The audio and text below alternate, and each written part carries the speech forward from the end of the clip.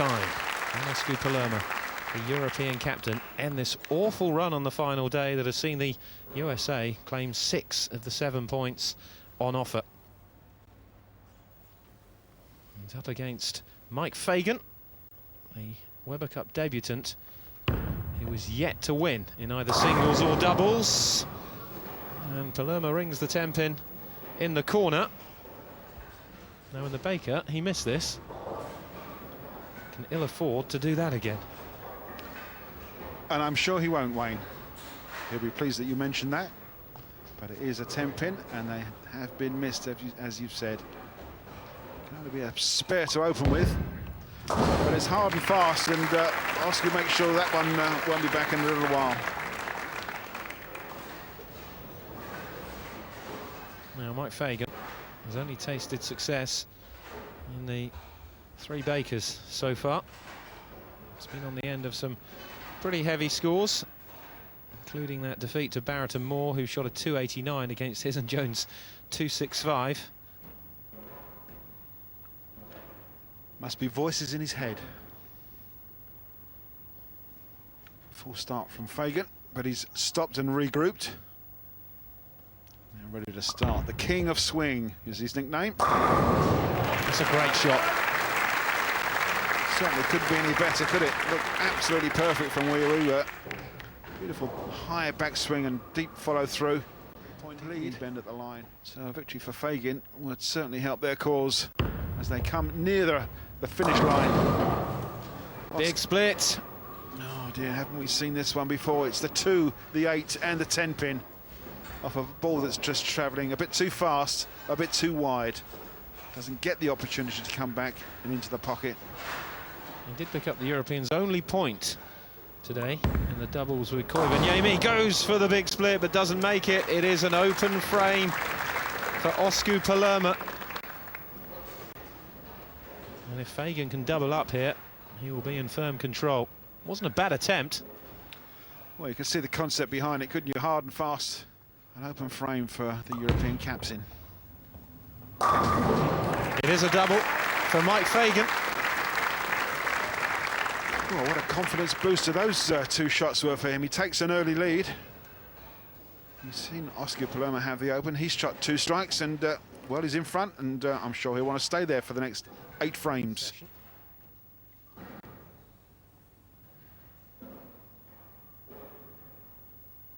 Palermaa has to make up for that open frame. He's gone spare. An open frame so far. And that's his first strike coming in frame 3. Yeah, gets back on track and absolutely blasts the pocket. Bit of a contrast from the previous shot in frame number 2. And beaten by Chris Barnes in session 3. Lovely shot by Mike Fagan. It is a turkey. That is one fantastic looking shot from the King of Swing. He may not have had the greatest of tournaments here so far, but he shot a 300 game in Thailand last week. So he really is on form, and this is a great looking shot. Really getting in the groove. 3 strikes in a row. There's how we stand after the opening 3 frames. Advantage Fagan, but a long way to go. Palermaa, though, can ill afford any more mistakes. But he very nearly had an 8-10 split to deal with there. Yeah, you're right, Wayne. It's hard and fast, and it came roaring back, but it did leave the 8-10 for just a fraction of a second. It's just got the 10-pin standing at very nearly 100 miles an hour. Make sure he gets it that time.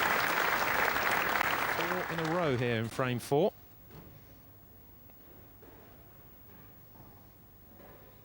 Yeah, got a very nice shape to this ball that he's delivering at the moment.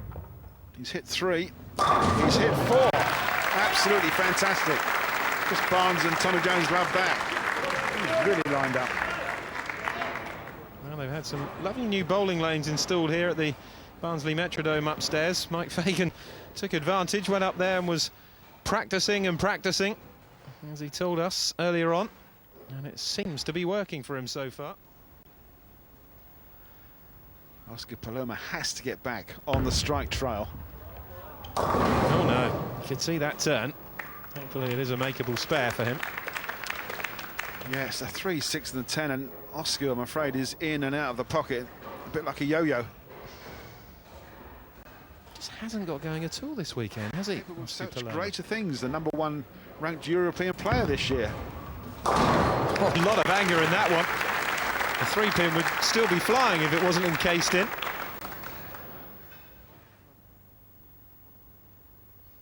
What a great chance to change it. Didn't like that one very much. That was wrong off the hand, and you heard him say push, but it just didn't get the distance. But it has left him a makeable spare in the 3-6-10. Hard and straight with that spare ball.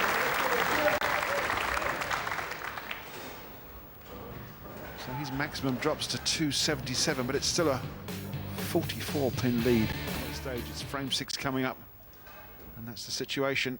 Yeah, a game built on those 4 successive strikes at the start.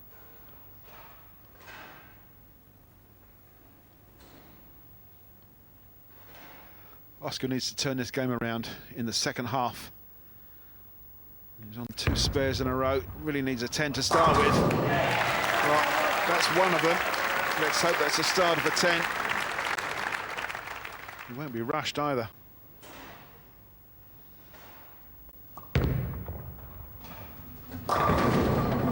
He's rung the 10-pin. And the run of strikes has come to a halt here for Mike Fagan. Well, that's all right. He's still got plenty of pins in hand. So we're past the halfway mark, and a spare here will be good enough to retain that lead. Very easy on the eye, isn't it, Fagan's bowling motion? The king of swing. It is, yeah, I quite agree. And that's a straightforward spare.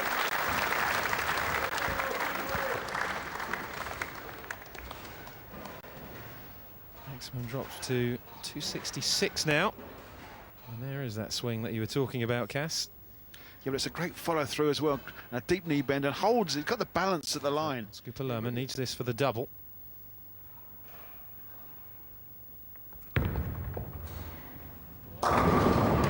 Gets the double.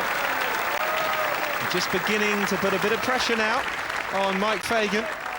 He's had a couple of spares in the last 2 frames. Well, I said he needs to change this game around in the second half. He's done exactly what he needed to do and shot 2 strikes, frames 6 and 7.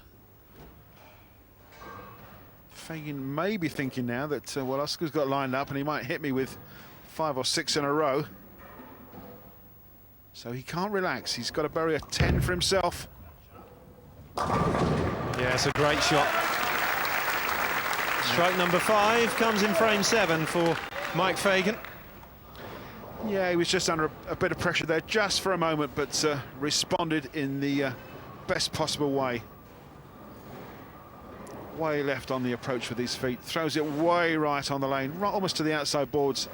Fabulous reaction in the back end. Carries all 10.